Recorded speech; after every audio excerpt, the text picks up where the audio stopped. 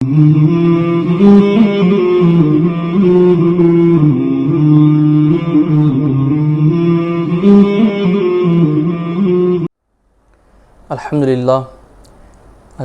الذی عبد الافلاک والارضین والصلاة والسلام علی من کان نبیا وآدم بین الماء والتین وعلی آلہ واصحابہ اجمعین، اما بعد فاعوذ باللہ من الشیطان الرجیم، بسم اللہ الرحمن الرحیم۔ یا ایھا الذین آمنوا کتب علیکم الصیام کما کتب علی الذین من قبلکم لعلکم تتقون۔ صدق اللہ العظیم وصدق رسولہ النبی الامین المتین الکریم، ونحن علی ذلک من الشاہدین والشاکرین، والحمد للہ رب العالمین۔ السلام علیکم ورحمۃ اللہ وبرکاتہ۔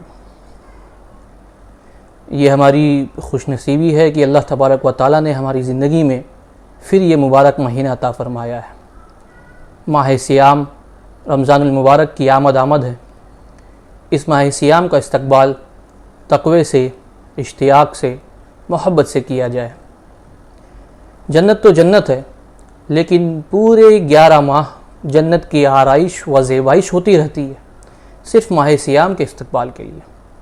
اور جب ماہ سیام آتا ہے تو جنت کے 8 دروازے کھول دیے جاتے ہیں۔ اللہ کی رحمتیں بندوں کے بہت قریب ہو جاتی ہیں۔ اللہ سبحانہ و تعالیٰ کی خاص رحمتیں اس مہینے میں نازل ہونے جا رہی ہے۔ تو یہ ماہ سیام اپنے دامن میں برکتیں لے کر، رحمتیں لے کر نازل ہوتا ہے۔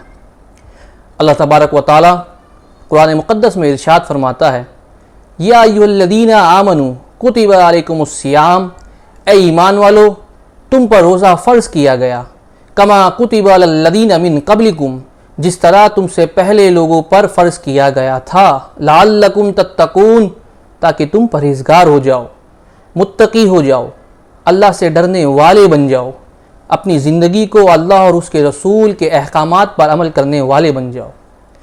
حدیث میں آتا ہے، بخاری شریف کی حدیث ہے اور حضرت ابو ہریرہ سے مروی ہے کہ نبی کریم صلی اللہ تعالی وسلم ارشاد فرماتے ہیں، الصیام جنۃ، روزہ ایک ڈھال ہے۔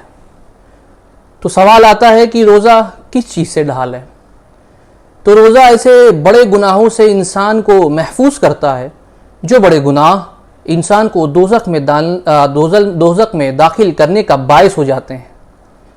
روزے کی پہلی خاصیت، اس کا پہلا فائدہ اہل ایمان کے لیے یہ ہے کہ یہ بڑے بڑے گناہوں سے انسان کو بچا لیتا ہے، انسان کو، اہل ایمان کو اپنی حفاظت کی آغوش میں لے لیتا ہے اور انسان کے لیے ڈھال بن جاتا ہے، تاکہ ان گناہوں کے سبب وہ جہنم کا جانب جانے سے بچ جائے۔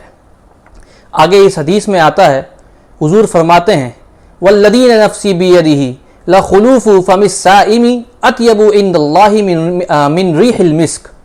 آقا دو عالم صلی اللہ تعالی وسلم ارشاد فرماتے ہیں، اس ذات کی قسم جس کے قبض قدرت میں میری جان ہے، روزے دار کے منہ کی بو اللہ تبارک و تعالیٰ کے نزدیک مشک کی خوشبو سے بھی زیادہ پسندیدہ اور پاکیزہ ہے۔ اللہ اکبر۔ تو روزہ انسان کے لیے ڈھال ہے۔ اس کا ایک پہلو یہ بھی ہے، بخاری شریفی کی حدیث ہے جو کہ حضرت ابو ہریرہ سے مروی ہے، حضور اکرم صلی اللہ تعالی وسلم ارشاد فرماتے ہیں، اذا دخل رمضان، آپ فرماتے ہیں کہ جب رمضان شروع ہوتا ہے، فتحت ابواب السماء وفی روایت فتحت ابواب الجنہ وغلقت ابواب جہنم وسلسلت الشیاطین وفی روایت فتحت ابواب الرحمہ۔ تو جب رمضان کا مہینہ شروع ہوتا ہے تو اللہ تبارک و تعالیٰ 3 فیصلے صادر کرتا ہے۔ ایک یہ کہ آسمان اور جنت کے دروازے کھول دیے جاتے ہیں، اور جنت کے تمام دروازے کھول دیے جاتے ہیں۔ اب بات یہ آتی ہے کہ آسمان کے دروازوں کے کھلنے کا مطلب کیا ہے؟ یہ اشارہ ہے اللہ پاک کی رحمتوں، نعمتوں اور برکتوں کے دروازوں کی طرف۔ کوئی دروازہ اللہ کی رحمت کا دروازہ ہے، کوئی دروازہ اللہ کی بارگاہ سے مغفرت کا دروازہ ہے، کوئی دروازہ اللہ کے فضل و کرم کا دروازہ ہے، کوئی دروازہ اللہ کی رحمت اور اس کی قربت کا دروازہ ہے۔ الغرض اللہ تبارک و تعالیٰ اپنی رحمتوں، اپنی برکتوں اور اپنی نعمتوں کے سارے دروازے ماہ رمضان المبارک کے لیے کھول دیتا ہے، اور جنت کے بھی سارے دروازے کھول دیے جاتے ہیں۔ وغلقت ابواب جہنم، اور دوسرا فیصلہ یہ کہ جہنم کے سارے دروازے بند کر دیے جاتے ہیں، یعنی تمہیں ایسا ماحول عطا کر دیا جاتا ہے جس میں دوزخی بننے کی گنجائش کم ہوتی ہے اور جنتی بننے کی گنجائش زیادہ ہوتی ہے۔ اللہ اکبر۔ وسلسلۃ الشیاطین، اور تیسرا فیصلہ فرمایا کہ شیطانوں کو زنجیروں سے جکڑ دیا جاتا ہے۔ دو عامل ہوتے ہیں انسان کو گمراہ کرنے کے لیے، ایک خارجی عامل وہ شیطان ہے، اور دوسرا داخلی عامل وہ انسان کا نفس ہے۔ یعنی اللہ اپنے بندوں پر اتنا کرم کرتا ہے کہ جتنے شیطان ہیں، انسان کو بہکانے والے جتنے شیطان ہیں، ان کو اس مہینے میں قید کر لیا جاتا ہے۔ تو یہ وہ مہینہ ہے جس میں ہمیں چاہیے کہ ہم خوب نعمتیں اور برکتیں بٹور لیں۔ حدیث میں آتا ہے، حضرت سلمان فارسی سے مروی ہے، آپ فرماتے ہیں کہ نبی کریم صلی اللہ تعالی علیہ وسلم نے ارشاد فرمایا، یا ایھا الناس قد اضلکم شہر عظیم شہر مبارک شہر فیہ لیلۃ خیر من الف شہر جعل اللہ صیامہ فریضہ، کہ اے لوگو تمہارے پاس عظمت والا برکت والا مہینہ آیا ہے، وہ مہینہ جس میں ایک رات ہزاروں مہینوں سے بہتر ہے، اور اس کے روزے اللہ نے تم پر فرض کیے ہیں۔ جس نے اس مہینے میں کوئی اچھائی کی تو وہ ایسا ہے جس طرح اس نے فرض ادا کیا، یعنی نفل ادا کرنے میں فرض ادا کرنے کا ثواب ہے، اور جس نے اس مہینے میں فرض ادا کیا تو گویا اس کو 70 فرضوں کا ثواب عطا کیا جائے گا۔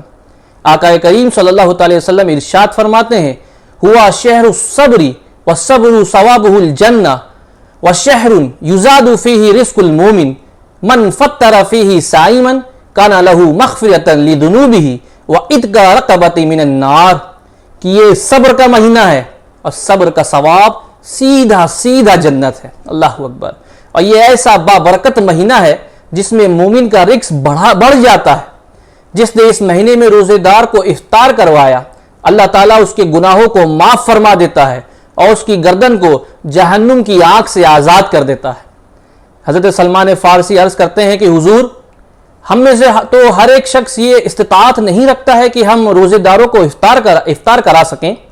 تو رحمت دو عالم نے جواب دیا کہ اللہ تبارک و تعالیٰ یہ ثواب اسے بھی عطا کرے گا جو دودھ کا ایک گھونٹ سے یا ایک کھجور سے یا پانی کے ایک گلاس سے کسی کو افطار کرائے، اللہ اسے بھی یہ ثواب عطا کرے گا۔ اللہ اکبر۔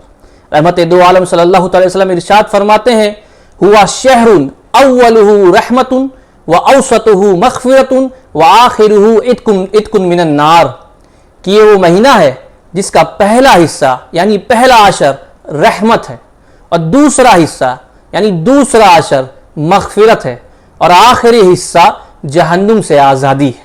اللہ اکبر۔ تو اللہ تبارک و تعالیٰ نے اپنے محبوب کی امت کو رمضان المبارک کے روزے کے حوالے سے 5 چیزیں ایسی عطا کی ہیں جو اس سے کبھی کسی امت کو نصیب نہیں ہوئی۔ پہلی یہ کہ رمضان المبارک میں روزے رکھنے والے کے منہ سے جو بو نکلتی ہے، اللہ تبارک و تعالیٰ کو یہ مشک کی خوشبو سے بھی زیادہ پاکیزہ ہے۔ دوسری بات، جب ماہ سیام آتا ہے تو شیطانوں کو جکڑ دیا جاتا ہے۔ تیسری بات یہ کہ روزے دار جب تک روزے میں رہتا ہے اللہ کے فرشتے اس کے لیے مغفرت کی دعائیں کرتے ہیں۔ چوتھی بات، جب ماہ سیام کی آخری رات آتی ہے تو اس کے سارے گناہوں کو معاف کر دیا جاتا ہے اور اس کو جہنم سے آزادی کا پروانہ مل جاتا ہے۔ حدیث میں آتا ہے، حضرت ابو ہریرہ سے مروی ہے اور امام احمد بن حنبل نے اسے مسند میں روایت کیا۔ حضرت ابو ہریرہ رضی اللہ تعالی عنہ حضور سے عرض کرتے ہیں، یا رسول اللہ اہیا لیلۃ القدر؟ قال لا ولكن العامل انما يوفى اجره اذا قضى عمله۔ یا رسول اللہ، جو یہ جہنم سے آزادی کا پروانہ ملتا ہے تو کیا یہ شب قدر کی رات ہے؟